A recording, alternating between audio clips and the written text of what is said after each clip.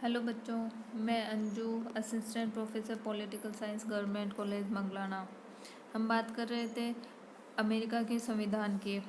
और अमेरिका के संविधान में आज हम बात करेंगे कि अमेरिका की संघीय व्यवस्थापिका की।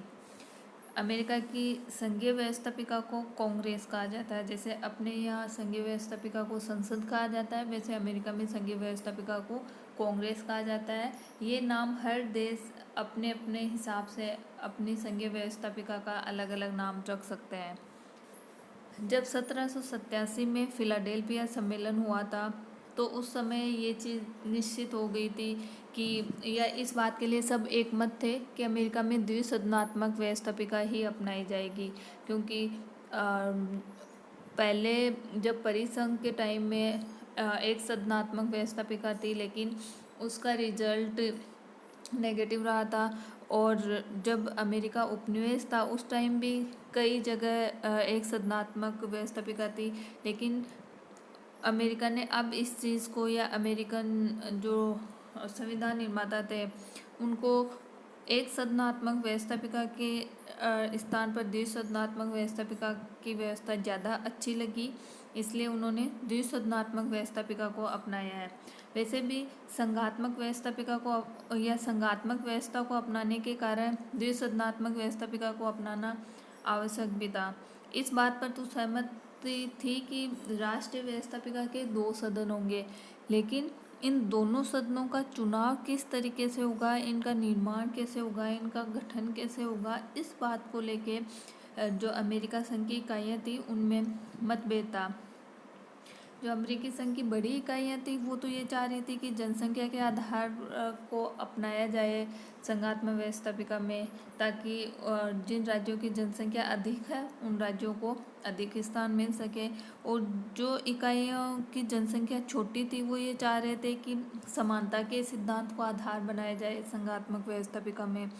इन दोनों ये जो दोनों मतभेद है इनके बीच में सेटलमेंट किया गया, और जो कांग्रेस है उसके 2 सदन डिसाइड किए गए। एक सदन जिसे अपन उच्च सदन कहते हैं, जिसे सीनेट भी बोलते हैं।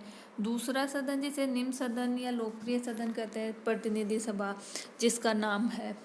तो प्रतिनिधि सभा के लिए ये निश्चित किया गया कि प्रतिनिधि सभा में प्रतिनिधित्व जनसंख्या के आधार पर दिया जाएगा इकाइयों को, और सीनेट में हर छोटी बड़ी इकाइयों को समान प्रतिनिधित्व दिया जाएगा। जो अमेरिका का संविधान है उस संविधान का पहला ही अनुच्छेद यहाँ की व्यवस्थापिका के बारे में बात करता है। जो पहला अनुच्छेद है मैंने पहले भी इसका जिक्र किया, और उसमें ये बताया गया है कि समस्त व्यवस्थापन संबंधी शक्तियाँ संयुक्त राज्य अमेरिका की कांग्रेस में निहित होगी। कांग्रेस के 2 सदन हैं। कांग्रेस की कुल सदस्य संख्या 535 है, और इसके 2 सदन हैं। एक सदन प्रतिनिधि सभा जिसे निम्न सदन या प्रथम सदन कह सकते हैं, या जिसे लोकप्रिय सदन भी बोला जाता है। दूसरा है सीनेट। जो प्रतिनिधि सभा है इसमें प्रतिनिधित्व हर इकाई को उसकी जनसंख्या के आधार पर प्रतिनिधित्व दिया जाता है। मतलब इकाइयों को या राज्यों को समान प्रतिनिधित्व नहीं है। जिस राज्य की जनसंख्या अधिक है उस राज्य के उस राज्य को अधिक प्रतिनिधित्व मिला है, मतलब उस राज्य के अधिक प्रतिनिधि चुन के प्रतिनिधि सभा में जाएंगे, और जिसके जनसंख्या कम है वहाँ से कम प्रतिनिधि आएंगे। तो कुल मिला के प्रतिनिधि सभा के सदस्यों की संख्या है 435।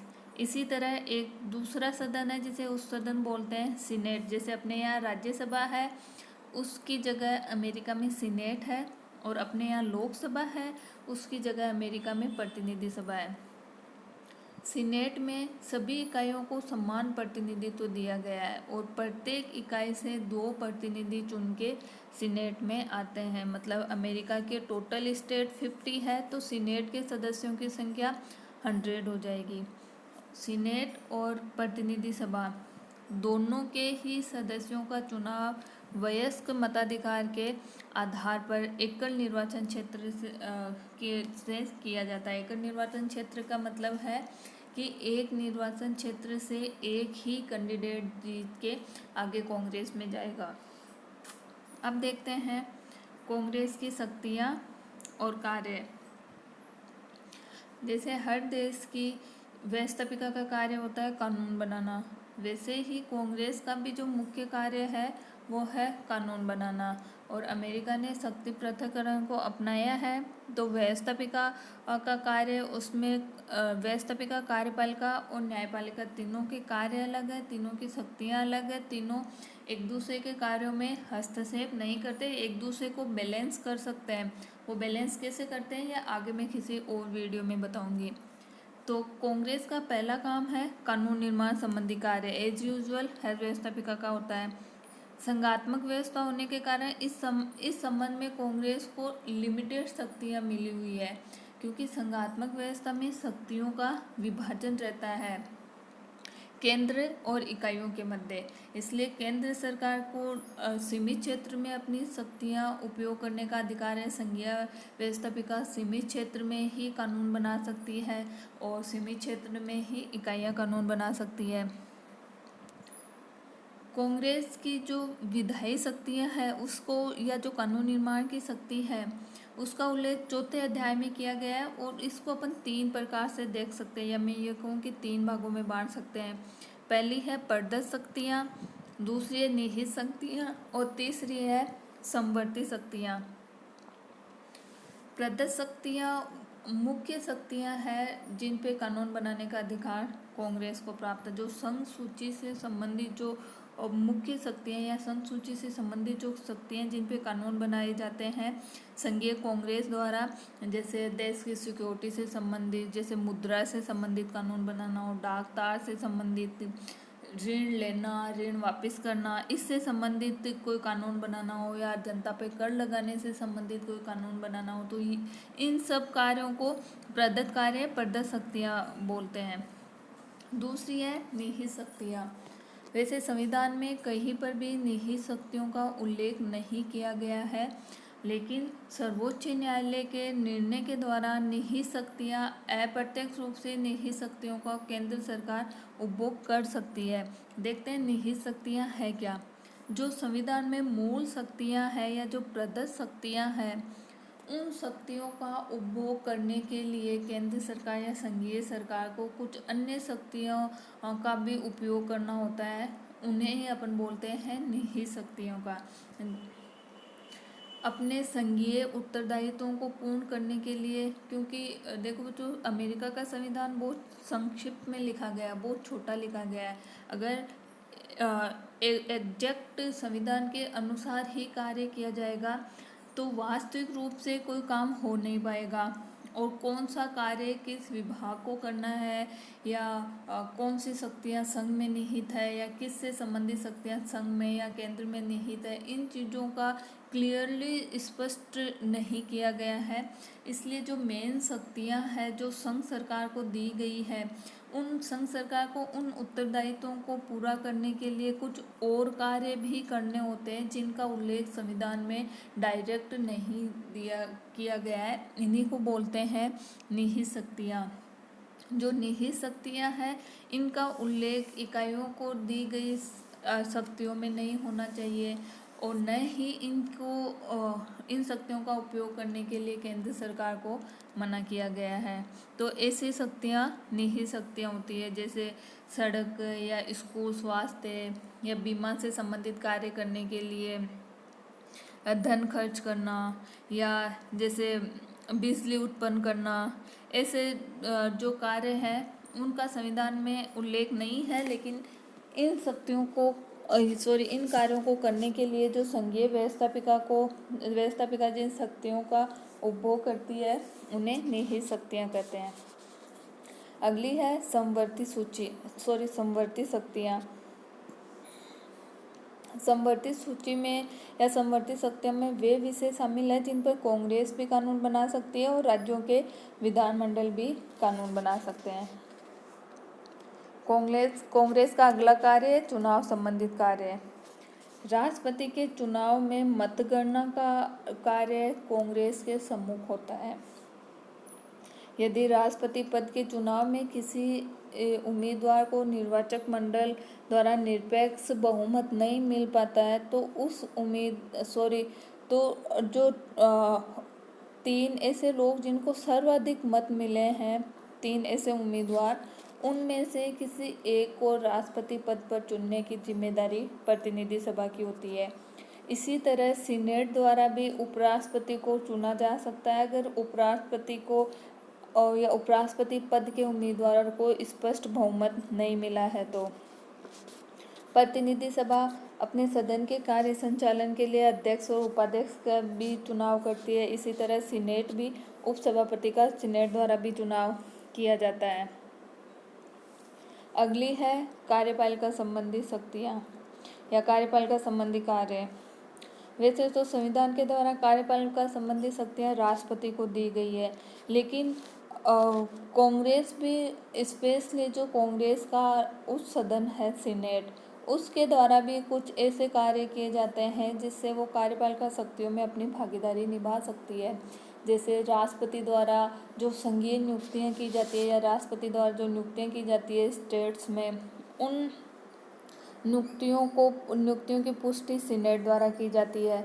राष्ट्रपति द्वारा किसी देश से समझौता किया जाता है तो उस समझौते की पुष्टि भी सीनेट द्वारा की जाती है। इसलिए एक तरीके से जो कांग्रेस का सीनेट सदन है वो किसी न किसी तरीके से अप्रत्यक्ष रूप से राष्ट्रपति की कार्यपालिका शक्तियों पे कुछ नियंत्रण रख सकता है और युद्ध की घोषणा हमेशा कांग्रेस द्वारा की जाती है। अगला है प्रशासन का निर्देशन व नियंत्रण। कार्यपालिका के जो विभाग है उनसे कांग्रेस द्वारा रिपोर्ट मांगी जा सकती है, उससे कांग्रेस द्वारा सूचनाएं मांगी जा सकती है। तो सूचनाएं और रिपोर्ट मांगने के कारण एक तरीके से कांग्रेस का कार्यपालिका के विभागों पर प्रेशर बना रहता है। इसके द्वारा कांग्रेस द्वारा प्रशासनिक एजेंसियों और सेवाओं की स्वयं व्यवस्था कांग्रेस कर सकती है और इनको क्या कार्य करने हैं इनकी कार्यविधि भी कांग्रेस द्वारा निर्धारित की जा सकती है। अगला कार्य है जांच पड़ताल करना। कांग्रेस को प्रशासनिक विभागों में जो व्याप्त भ्रष्टाचार है उसकी जांच करने के लिए या कई अन्य मामले हैं जिनकी जांच करने के लिए कांग्रेस द्वारा समितियों का गठन किया जा सकता है। और अभी कांग्रेस या धीरे धीरे जैसे जैसे डेवलपमेंट हुआ या जैसे जैसे राष्ट्र ने प्रगति की वैसे वैसे इन समितियों का महत्व बढ़ता ही जा रहा है, क्योंकि कांग्रेस ने कई महत्वपूर्ण विषयों के लिए समितियों का गठन किया और उन समितियों ने कई महत्वपूर्ण विषयों की जांच की है और प्रभावित किया है सरकार को। अगला कार्य है नवीन राज्यों का संघ में प्रवेश। जब अमेरिकी संघ का निर्माण हुआ था तो इसमें राज्यों की संख्या 13 थी, कुल 13 राज्य थे, लेकिन वर्तमान में 50 राज्य हो गए हैं। तो कांग्रेस ने ही कानून बनाकर इन राज्यों को संघ में प्रवेश दिया। हालांकि कांग्रेस राज्यों की सहमति के बिना उनकी सीमाओं में कोई परिवर्तन नहीं कर सकती। अगला है दोनों सदनों के अनुशासन और कार्यविधि के संबंध में नियम बनाने का अधिकार। कांग्रेस को अधिकार प्राप्त है कि वह दोनों सदनों के सदस्यों से अनुशासन का पालन कराने के लिए नियम बना सकती है। अगर किसी सदन का सदस्य अनुशासन का पालन नहीं करे तो ऐसी स्थिति में उस सदन द्वारा अपने बहुमत का प्रस्ताव पारित करके उस सदस्य को निष्कासित किया जा सकता है। अगला है वित्तीय कार्य। हर देश की व्यवस्थापिका का एक मेन काम होता है वित्त पर कंट्रोल करना या पैसों पर कंट्रोल करना। वैसे तो बजट तैयार करना, राष्ट्रपति के निर्देशन में राष्ट्रपति के निर्देशन में बजट ब्यूरो द्वारा बजट तैयार किया जाता है, लेकिन इस बजट पर कांग्रेस का नियंत्रण रहता है क्योंकि ये बजट कांग्रेस द्वारा ही पारित करवाना होता है और कांग्रेस इसमें परिवर्तन भी कर सकती है। तो इस आधार पर जो कार्यपालिका का विभिन्न विभागों पर कांग्रेस का नियंत्रण रहता है, क्योंकि उन विभागों के लिए बजट की स्वीकृति या पैसों की स्वीकृति कांग्रेस से ही होती है। अगला है न्यायिक कार्य। संविधान ने कांग्रेस को कुछ न्यायिक और अर्ध न्यायिक कार्य करने का भी अधिकार दिया है कि जैसे देशद्रोह, भ्रष्टाचार या अन्य घोर अपराध के लिए जो पदाधिकारी है, जैसे राष्ट्रपति हुआ या फिर सर्वोच्च न्यायालय के न्यायाधीश हुए या सैन्य अधिकारी हुए या कई अधिकारी हैं जिनको खिलाफ कांग्रेस में महाभियोग लाया जा सकता है और उनको पदच्युत किया जा सकता है। धन्यवाद।